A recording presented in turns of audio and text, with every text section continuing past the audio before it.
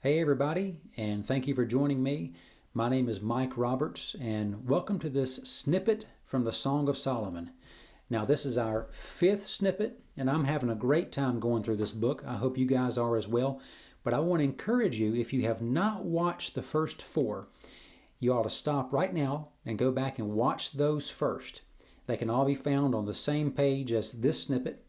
And even though these can all kind of stand alone, I think to get the maximum benefit out of this, it's important to watch them all in order. So you really should watch 1 through 4 and then watch this one here. So that being said, and having watched the first 4, let's jump right back into where we left off with number 4 and pick up here in the Song of Solomon, chapter 1, verse 3. We've been discussing these wonderful oils that the Shulamite maid has encountered in the presence of Solomon. These wonderful fragrant oils. She said, your oils are so fragrant and your name is like purified oil. No wonder the maidens all love you. And we've talked about how she could never have experienced that except in his presence. And so we see there's something to the life of God that we can never encounter and never experience in our own strength, by our own resources. It's only found in the presence of Jesus. So just like she had to be with Solomon to ever encounter these oils, it's through a personal relationship with Jesus that we truly enter into the life of God. We talked about how these oils were made from thorns. Now, when Jesus died, he had forced onto his head a crown of thorns, which was a mockery. They were mocking him. His death was very brutal. But he endured that death for you and me. And so through those thorns and through that crucifixion that he endured on the cross, he's made a life available to us that we could never have had otherwise. And so what is this life? What does it look like? Well, 2 Peter chapter 1, verses 3 and 4 tell us that we have been made partakers of the divine nature.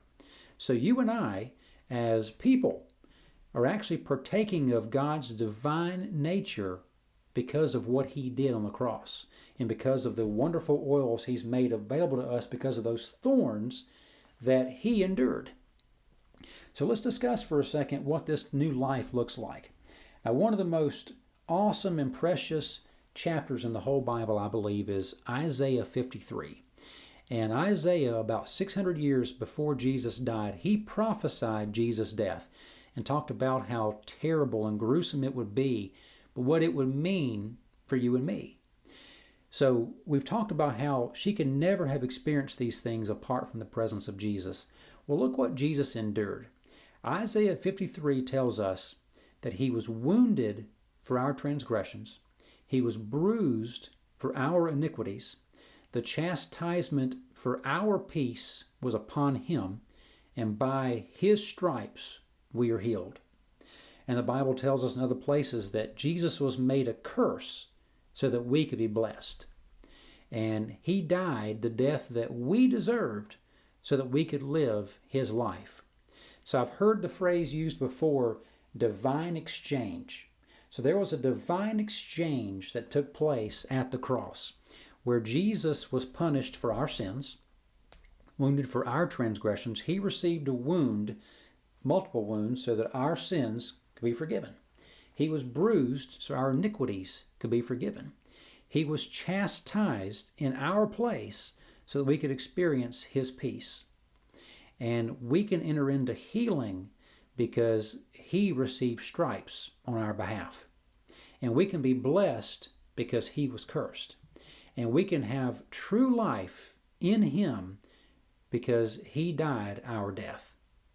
So that's what happened at the cross. That's what happened when that crown of thorns was forced onto his head.